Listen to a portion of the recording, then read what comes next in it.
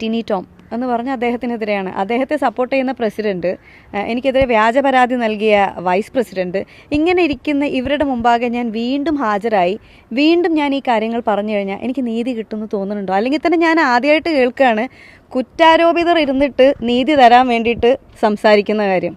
മറ്റാരെങ്കിലും ഇരുന്നല്ലേ സാധാരണ സംസാരിക്കുക ഒരു നീതി നടപ്പാക്കാൻ വേണ്ടിയിട്ട്. അപ്പം ഞാൻ ആകെ ആവശ്യപ്പെട്ടത് മറ്റൊരു സമിതിയെ വെക്കണം. അപ്പം ഞാൻ ആവശ്യപ്പെട്ടത്, എനിക്ക് എൻ്റെ മനസ്സിൽ വന്ന 3 പേരുകളായതുകൊണ്ട് മാലാ പാർവതി ചേച്ചിയുടെ പേരും രമേശ് പിഷാരടി ചേട്ടൻ്റെ പേരും ധ്യാൻ ചേട്ടൻ്റെ പേരും ഒക്കെ ഞാൻ പറഞ്ഞത്. അപ്പോൾ ഞാൻ അയച്ച മെയിലിൽ കൃത്യമായിട്ട് ഞാൻ മെൻഷൻ ചെയ്തിട്ടുണ്ടായിരുന്നു, ഇനി ഇവർ അവൈലബിൾ അല്ല എന്നുണ്ടെങ്കിൽ ബയസ്ഡ് ആയിട്ട് തീരുമാനങ്ങൾ എടുക്കാത്ത ആളുകൾ വേറെ മെമ്പേഴ്സ് അമ്മയിലുണ്ടല്ലോ, അങ്ങനെയുള്ള ആരെങ്കിലും വെച്ചിട്ട് നിങ്ങളൊരു സമിതി ഉണ്ടാക്കൂ, എന്നിട്ട് അവരുടെ മുമ്പാകെ ഞാൻ ഹാജരായിട്ട് ഞാൻ സംസാരിക്കാമെന്ന്. പക്ഷേ ഇതുവരെ ഒരു റിപ്ലൈ പോലും എനിക്ക് ലഭിച്ചിട്ടില്ല. അപ്പം അതിൽ നിന്ന് ഞാൻ എന്താ മനസ്സിലാക്കേണ്ടത്? തീർച്ചയായും സാമൂഹിക വിപത്താണ് ടിനിച്ചേട്ടൻ എന്നുള്ള കാര്യം വ്യക്തമായിട്ട് എനിക്കറിയാം. അതിനെതിരെ ഞാൻ മുന്നോട്ട് പോകും.